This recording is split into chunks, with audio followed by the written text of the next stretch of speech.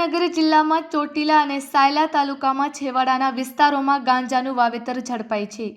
આરોપીઓ સાયલાના છેવાડાના ઊંડાણના ગામડાઓમાં અને ચોટીલા તાલુકાના ડુંગરાળ વિસ્તારના ઊંડાણમાં ગેરકાયદેસર ગાંજાનું વાવેતર કરતા હોય છે અને પોલીસને પણ ઊંડાણના વિસ્તારમાં પહોંચવું મુશ્કેલ હોય, જેથી આરોપીઓ ચોરી છુપીથી ગાંજાનું વાવેતર કરી બંધાણીઓને વેચાણ કરતા હોય છે। ત્યારે ફરી સુરેન્દ્રનગર એસઓજી પોલીસને બાતમી મળતા સાયલા તાલુકાના કસવાણી ગામે બે ખેતરમાં અલગ અલગ કરેલ ગાંજાનું વાવેતર ઝડપી પાડી લીલી ગાંજાના છોડ 3 ટ્રેક્ટર ભરીને ₹18 કરોડના મુદ્દામાલ સાથે બે આરોપીઓને ઝડપી પાડેલ છે। સાયલા તાલુકાના ધજાડા પોલીસ મથક હેઠળ આવતા કસવાડી ગામે ગેરકાયદેસર ગાંજાનું વાવેતર મોટા પ્રમાણમાં કરેલ હોવાની બાતમી એસઓજી પોલીસ અને ધજાડા સ્થાનિક પોલીસને મળી હતી, જેથી પોલીસે રેડ કરતા 1 કિલોમીટરના અંતરે અલગ અલગ ખેતરોમાં ગાંજાનું ગેરકાયદેસર વાવેતર મોટા પ્રમાણમાં મળી આવ્યું હતું। આરોપી ભાવુભાઈ રવજીભાઈ મીઠાપરાએ તેના માલિકીના ખેતરમાં 120 લીલા છોડ તુવેરની ખેતીની આડમાં કરેલું હતું। પોલીસે આ છોડ ખેતરમાંથી ઉખેડી 471 કિલો લીલો ગાંજો કિંમત ₹2.35 કરોડ સાથે આરોપીની ધરપકડ કરી હતી। તો આ ખેતરની નજીકમાં જ આરોપી સંજયભાઈ ભોપાભાઈ તાવિયાએ પણ તેના માલિકીના ખેતરમાં 550 લીલા ગાંજાના છોડ એરંડા અને કપાસની ખેતી વચ્ચે વાવેતર કરેલ મળી આવ્યું હતું। જૂનું વજન 3036 કિલો કિંમત ₹15.18 કરોડ સાથે આરોપીની ધરપકડ કરી હતી। આમ એક દિવસમાં પોલીસે અલગ અલગ ખેતરમાંથી ₹18 કરોડનો લીલો ગાંજો ઝડપી પાડ્યો હતો। પોલીસે બંને ખેતરમાં રાતભર લીલો ગાંજો શોધી 3 ટ્રેક્ટર ભરીને પોલીસ મથકમાં લાવવામાં આવ્યો હતો। હવે પોલીસ બંને આરોપીઓની આકરી પૂછપરછ કરી રહી છે। આરોપીઓ કેટલા સમયથી ગાંજાનું વાવેતર કરતા હતા અને આ ગાંજાના બી ક્યાંથી લાવતા હતા અને આ ગાંજો કોને વેચાણ કરતા હતા, તેમજ આ ગાંજાના વાવેતર પાછળ કોઈ અન્ય આરોપીઓ સંડોવાયેલા છે કે નહીં, હવે પોલીસ આરોપીઓ પાસેથી શું નવા ખુલાસા કરે છે તે જોવું રહ્યું। Bite Premsukh Delu, SP Surendranagar. સૌથી પહેલાં તો હું લીમડી જે ડિવિઝન છે આના ડીવાયએસપી શ્રી જે રબારી છે આને હું બધાઈ આપું છું કે જે ગાંજાના બે સરસ કેસ આની જે માર્ગદર્શન હેઠળ જે કરવામાં આવેલ છે, બે જે કેસ છે ધજાલા પોલીસ સ્ટેશનમાં દર્જ થયા છે। એક જે ધજાલા પોલીસ સ્ટેશનની જે લોકલ ટીમ છે આને દ્વારા કરવામાં આવેલ છે અને એક એસઓજી દ્વારા કરવામાં આવેલ છે। જે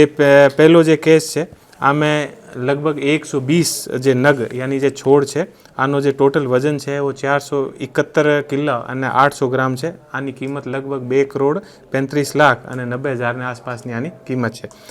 એ જે આપણે જે ધજાલા પોલીસ સ્ટેશનમાં જે ગુનો દાખલ થયો છે, આ જે ખેતર જે છે આ ખેતર આપણે કસવાળી જે ગામ છે ત્યાં મળ્યો છે અને આમાં જે મુખ્ય આરોપી છે આનું નામ છે ભાવુભાઈ રવજીભાઈ મીઠાપરા અને આના જે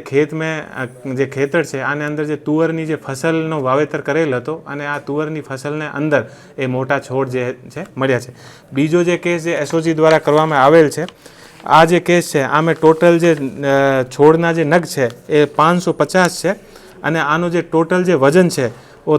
3036 કિલો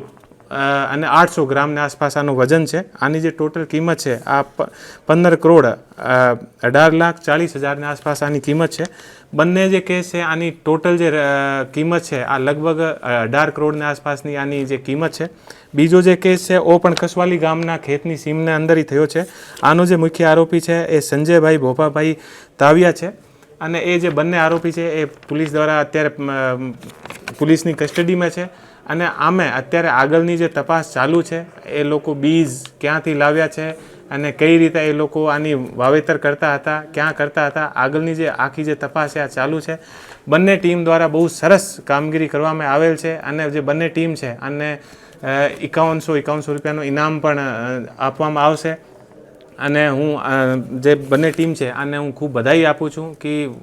આપણા નવા વર્ષના પહેલા દિવસ એટલો સરસ કેસ જે છે બંને ટીમ દ્વારા આપણે કર્યો છે અને સરકારની જે આપણે નીતિ છે જેમાં જે કોઈ પણ જાતની જે ડ્રગ્સ જે છે આ ઉપર જે કડકથી કડક કાર્યવાહી કરવામાં આ જે કાર્યવાહી આપણે બંને ટીમ દ્વારા કરવામાં આવેલ છે તો ફરીથી એક વખત તમામને બધાઈ આ વિસ્તારમાં તમારી સાચી વાત છે કે બારંબાર રેડ થાય છે અને જે એરિયા જે છે આમે બારંબાર એ કેસ થાય છે એટલા માટે અમારે ધ્યાનમાં પણ છે એટલા માટે પોલીસ બારંબાર આ એરિયાની રેકી અને આમે આ એરિયામાં જે લોકલ બાતમી હોય આ બાતમી આધારિત કાર્યવાહી કરી રહી છે અને પોલીસને અમે સફળતા પણ મળી રહી છે એવા કોઈ પણ ઇસ્યુ યા એવા કોઈ પણ મુદ્દા અમને મળશે તો આની અત્યારની બંને આરોપી જે છે એ પકડાઈ ગયા છે આની પૂછપરછ કરવામાં આવશે અને પૂછપરછમાં જે પણ વસ્તુ અમને મળશે આ ઉપર આગળની કાર્યવાહી અત્યારે એવો બધો તપાસનો વિષય છે અત્યારે 2 આરોપી પકડ્યા છે અને આમે કોઈ બીજા જે આગળના કેસના કોઈ આરોપી આને અંદર ખુલશે યા નામ આવશે યા ધ્યાનમાં આવશે તો આના ઉપર પણ કાર્યવાહી કરવામાં આવશે.